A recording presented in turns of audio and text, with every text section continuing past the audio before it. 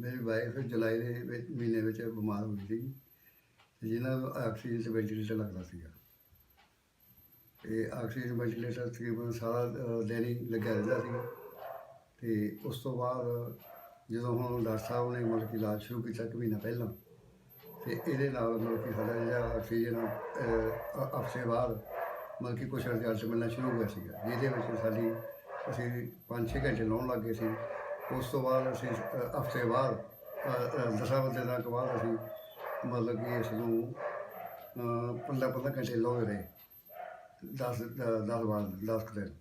ਉਸ ਤੋਂ ਬਾਅਦ ਹੁਣ 2-3 ਦਿਨ ਹੋ ਗਏ ਅਸੀਂ 22 ਘੰਟੇ ਲਾਈ ਆ, ਜਿਹੜੀ ਕਿ ਆਕਸੀਜਨ 85-84 ਲੈਂਦੀ ਆ। ਅਤੇ ਪੇਸ਼ੈਂਟ ਸਾਡੇ ਨੂੰ ਵੈਂਟੀਲੇਟਰ 'ਤੇ ਆਕਸੀਜਨ ਲੱਗਦੀ ਸੀ, ਜਿਸ ਨਾਲ ਕਾਫੀ ਰਿਲੀਫ ਮਿਲਿਆ।